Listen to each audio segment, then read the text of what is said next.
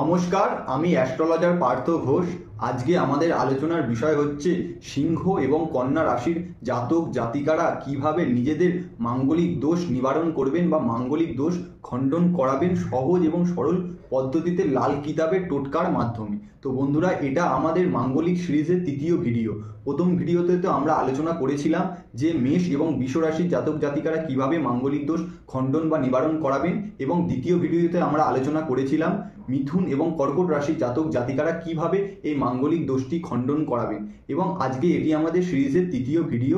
এই ভিডিওতে আমরা আলোচনা করব সিংহ রাশি এবং কন্যা রাশির জাতক জাতিকারা কিভাবে এই দোষটিকে খণ্ডন করাবেন বা কিভাবে এই দোষটিকে নিবারণ করাবেন এই বিষয়। তো চলুন বন্ধুরা, আজকে আমাদের ভিডিওটা শুরু করা যাক। সর্বপ্রথম আলোচনা করব সিংহ রাশির জাতক জাতিকাদের। তাও আগের ভিডিওতে আমরা যেহেতু বলেছি, এই ভিডিওতেও বলে দিচ্ছি যে কিভাবে মাঙ্গলিক দোষ সৃষ্টি হয়। যদি আপনার লগ্ন কুণ্ডলী থেকে প্রথম ঘর, চতুর্থ ঘর, সপ্তম ঘর, অষ্টম ঘর এবং দ্বাদশ ঘরে যদি মঙ্গল অবস্থান করে, তাহলে সেটিকে মাঙ্গলিক দোষ বা মাঙ্গলিক যোগভাবে বিবেচিত করা হয় আমাদের জ্যোতিষশাস্ত্রে।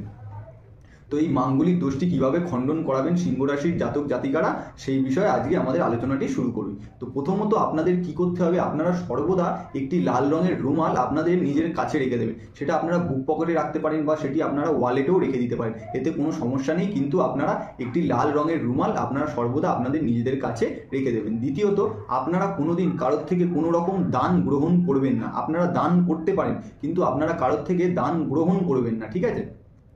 তৃতীয়ত, আপনারা বাড়ির উঠানে নিম গাছ বসাতে পারেন, মানে নিম গাছ লাগাতে পারেন। যদি বাড়ির উঠান না থাকে বা ছাদে বা যে কোনো জায়গায়, এখন তো ছাদে অনেকে লাগায়, বা বাড়ির সাইডে যে কোনো এক জায়গায় আপনারা নিম গাছ লাগাতে পারেন। এবং চতুর্থত, আপনাদের মায়ের সর্বদা সেবা করতে হবে এবং আপনাদের মাকে সর্বদা সম্মান করতে হবে। এবং পঞ্চম, আপনারা কোনোদিন হাতির দাঁত দিয়ে তৈরি কোনো জিনিস আপনারা নিজেদের ঘরে রাখবেন না, বা হাতির দাঁত দিয়ে তৈরি কোনো জিনিস আপনারা কিনে বাড়িতে নিয়ে আসবেন না, ঠিক আছে? এবং লাস্ট, আপনারা কখনো মিথ্যা কথা বলবেন না বা মিথ্যা আচরণ করবেন না কারোর সাথে। এটি করলে আপনাদের মাঙ্গলিক দোষের প্রভাব বাড়বে। তো এই টোটকাগুলো আপনারা করবেন, আপনাদের মাঙ্গলিক দোষ অনেকাংশে নিবারণ হতে দেখা যাবে।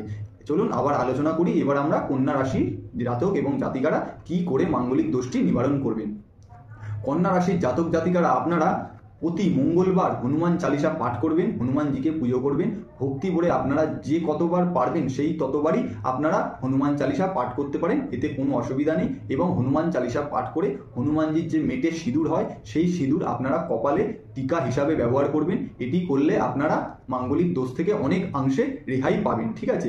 এবং আপনারা গরিব দুঃখীদের রূপোর কোনো জিনিস দান করতে পারেন। যদি রূপোর কোনো জিনিস আপনারা এফোর্ড করতে না পারেন, তাহলে আপনারা কোনো চাল বা এমন চাল, গম বা শস্য জাতীয় জিনিস আপনারা গরিবদের মাঝে দান করতে পারেন, ঠিক আছে?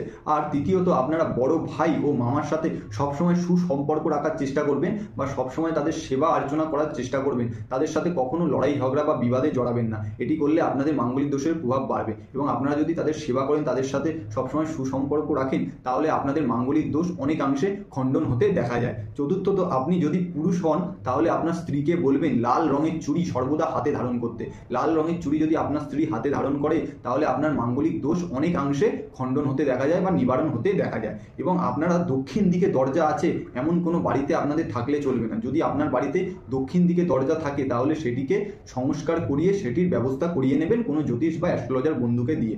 তো আপনারা কন্যা রাশির জাতক বা জাতিকারা এই টোটকাগুলো ইউজ করতে পারেন, বা সিংহ রাশির জাতক জাতিকারাও এই বিষয়গুলো ইউজ করতে পারেন। তো আপনারা যারা সিংহ এবং কন্যা রাশির জাতক বা জাতিকারা আছেন, তারা এই টোটকাগুলো ইউজ করবেন। তারা কেমন সুফল পাচ্ছেন অবশ্যই কমেন্ট বক্সে এসে জানাবেন। এবং আমাদের ভিডিওটা যদি ভালো লেগে থাকে, লাইক, শেয়ার এবং সাবস্ক্রাইব করে আমাদের মোটিভেশন বাড়াবেন, মোটিভেশন করবেন, ঠিক আছে? এবং আমাদের এই সিরিজের আরও নেক্সট ভিডিও পরপর আসতেই থাকবে। আমাদেরকে একটু সাপোর্ট করবেন। ধন্যবাদ।